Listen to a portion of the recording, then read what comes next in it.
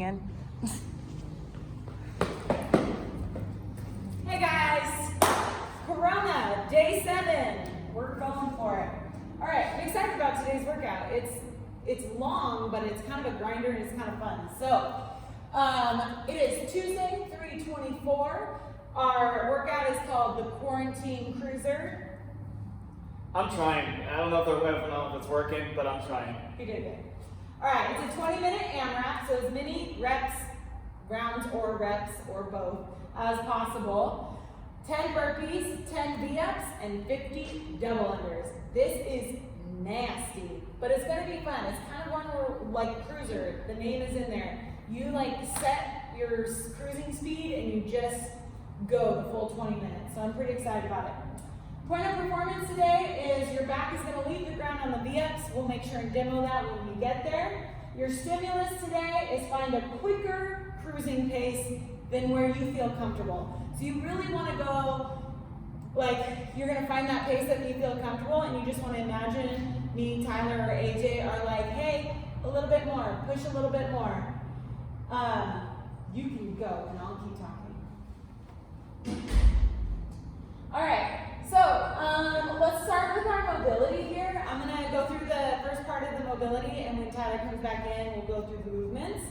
Okay? So we're going to start with voodooing our calves, which I don't have a voodoo band handy, but you guys all know how to do that. We've done it many, many times. So no stress about that. Voodoo the calf, do some jumps, do some turnies, stretch it out, whatever feels good to you, but be super active. If you do not have a voodoo band and you are lucky enough to have somewhere to stretch your calves, like Dylan brought us, you are gonna get your foot up on the wall or wherever. We're gonna do some contract and relax here just to work on the calves. So the contract is really pushing into the wall or whatever thing you're using to stretch those calves out. So I'm gonna push in, and as I relax, I'm gonna straighten the leg and push the hips forward. Ooh, balance is a thing. Okay, I'm going to keep pushing the hips forward. So I'm going to contract 5 seconds. 5, 4, 3, 2, 1. Straighten the knee. Push the hips forward for the relax. And when I do this, I can literally feel my entire leg kind of melting into this stretch. So when you're here and you're pushing that knee forward, you're contracting hard for 5 seconds and then 10. Let's do that for about 5 rounds, okay? And if you're doing your voodoo band, you can do this one, or you can choose not to. It's up to you. And he's back. Good. Okay. And the next one, you guys, I know you're gonna get sick of all the chest stuff that we're doing, but because we're doing so many home workouts and it's so easy to do a lot of things on the ground where we're pressing, and it's harder to do pulling because a lot of you don't have ways to set up pulling at your house. We need to be mobilizing and warming up our chest pretty much every single day. The other thing we know is happening is you're sitting at home and probably on something comfy, and when we melt into something comfy, our chests tend to do this. Hopefully you guys have set up your standing stations at home and you're able to have a nice open chest, but we're gonna err on the side of caution and say that you're probably not. So we're gonna do the doorway chest opener again. So if we can just post up on here. Okay, find a doorway, a wall, anything. We're gonna open up. We're gonna do some contract and relax here. So on the contract, he's physically pushing. I'm gonna hold the. Starting to push the board over a little bit, but that's what I'm trying to do. Is I'm trying to essentially, if I step away, I'm trying to do this with the doorway. I've got my hand here, right? So it's gonna be 5, 4, 3, 2, 1. And when he relaxes, he exhales and turns away and really tries to open up even more. Same concept that we did with the calves, you're going to do that with the chest, okay? I would do about 5 rounds again on each side, and that should do it. Play around with the height on with your hand here too. Start a little bit lower, and as you get a little bit more comfortable, start working your hand overhead a little bit also, kind of getting different little angles here into that shoulder and into that chest as well. It's going to help you open up the entire thing instead of just sticking on one spot. The same thing we do with all of our hips, shoulders, right? We're working on a bunch of different corners here. Same thing with this doorway opener. We should actually be doing this more at the gym. We always want to play with toys because it's fun, but this is a classic one that works really well. So we're going to be adding it a lot in our warm-ups. or in our mobility. So the warm-up today is only 2 rounds, you guys. We've got 2 rounds. I'm going to talk through it, then we'll demo everything. So we're going to do a 1-minute plank. We're going to do 5 hinge touches, 5 Nurpees, 5 bottom burpees, 5 burpees, and then 1 minute of double under practice. Because we have jump ropes in today's workout, we're going to practice double unders. If you do not have a jump rope, A, you should get a hold of me. We have some more that we can lend out if needed. But B, we're going to practice our double unders with no jump rope today. So that'll be fun too. We'll talk about that when we get there. So let's start with our plank first movement. Tyler's going to get into a nice strong plank. Remember, we have this nice little rounded back here. So we're tucking our rib cage in towards our hip bones. He's squeezing his butt, he's pulling his rib cage in, and he's breathing. So if I put my hand on his back, I should feel movement. Oh, there it is. You should. You should, yeah. You should.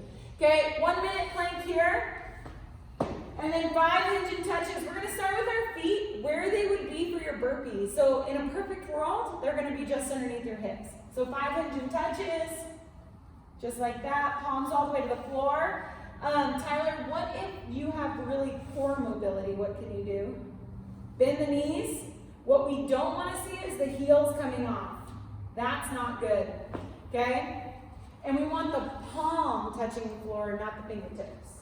Okay, and then we have 5 Nurpees. That's a no push-up burpee. So his hands are going to hit the floor, jump back, jump in, jump up. Boom, nice. Then we have 5 bottom burpees. So watch this fun action. Lower down, hop in, woo, doing it. And then we have 5 burpees. If you are scaling your burpees at home on a box or something, you can do all these things on that box, okay? And you probably should, because that's probably where your hinge and touch is, if that's what you're doing. And then 1 minute of double under practice, so go ahead and grab the rope, Tyler. Double under is the rope passing underneath you twice, most of you know that. So we're gonna do some singles, play around with it, throw doubles in between the singles. Nice. We'll start linking them together. You can do any of the drills that we've done so far, so any of those work. And if you don't have a jump rope, what can we do? Jumping in place is going to be really good. You can work on keeping your hands behind your back and jumping a little bit higher each time. And then while you're in the air, think about almost flicking your wrist twice. So if I go here, got my hands up this way, flick, flick, flick, flick, flick, flick. Or even the classic one where we're tapping our hand or tapping our legs twice when we're in the air. All those will help with double unders. Those are great drills that we do anyway. Now you're in the comfort of your home. No one's watching you. You can feel stupid and it doesn't matter. So these are great drills to do if you don't have a jump rope at home, or if you're just bad at double unders and you need to work on your timing. Okay? So that's the warm-up. Press pause right now. Get to it. Make sure you get your mobility in. The 2 rounds of this, and then we'll talk about the workout. All right, guys, so we're back for our 20-minute AMRAP. So for your burpees today, if you don't have anything to scale onto, meaning normally you use a plate or you use a box or something like that, we have a couple different options for you. One is still getting all the way to the floor. Go ahead and put your hands on the floor and step back. Sorry, my bad. Step back, then lower yourself down. Imagine you have poor hip mobility, so get up and step super wide. Wow, that is one option. Don't forget, this is a 20-minute workout, so I know that looks like it's going to take forever. You might actually benefit from that, okay? So that is option number 1 if you don't have anything to raise up on. You can always step back and step forward. Is there another? You can do Nurpees, but I'd really prefer that you do a full burpee. So let's figure out how we can do that. V-ups is next. So our point of performance, remember, is back leaves the ground on our V-up. So we're going to show you the full movement, and then we'll show you how to scale it. So a full V-up is to come all the way up, toes to the hands. If you can't reach your toes because you have poor mobility, you can touch your shins. That works.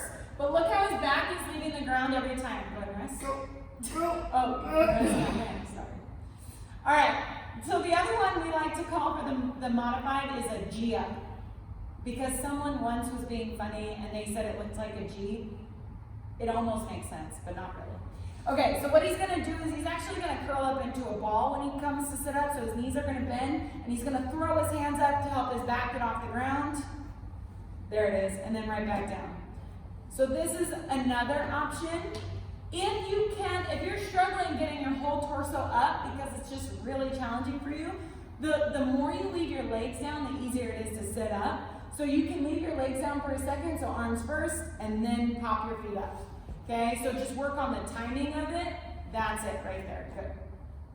So that would be another option. If you still struggle with that, you guys, you can do regular sit-ups, and that's fine. And then we have 50 dubs, which is, you know, the thing. We're doing over it, but let's do it again because it's fun. It's fun. Boom.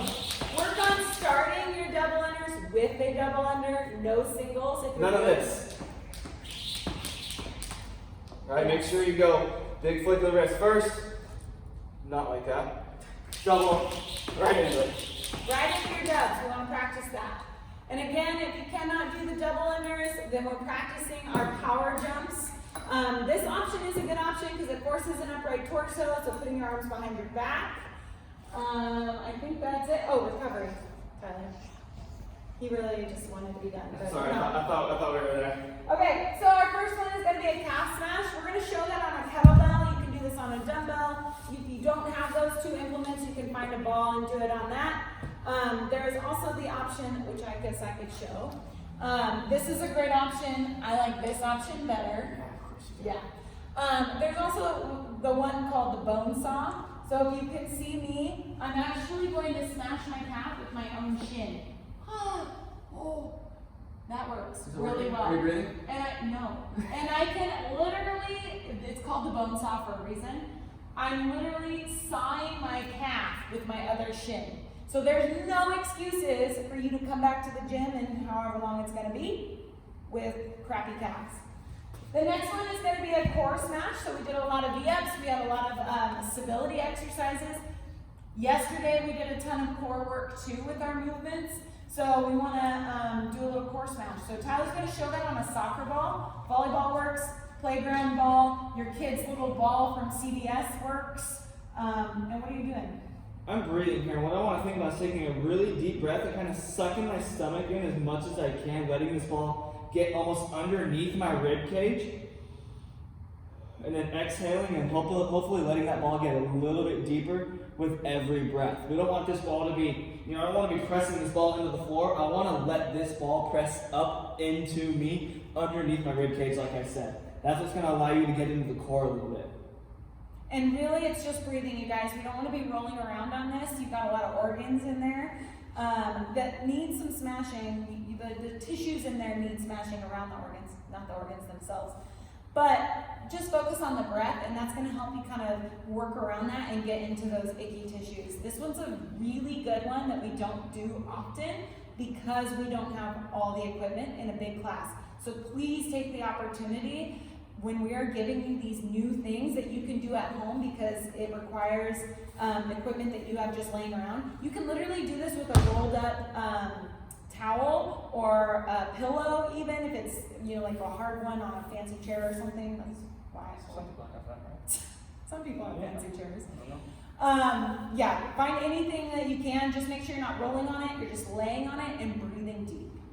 Anything else? Yeah, rolling on it not advisable, but getting it into different spots would definitely help too. Not just this middle section, right? Take a couple breaths there, shift it over to the side, take a few breaths there, go over to the other side, take a few breaths there as well. Moving it around like that's going to hopefully let you get into a little bit of the entire core instead of just this middle section right here. I agree with him. We'll see you tomorrow. I'll just smile.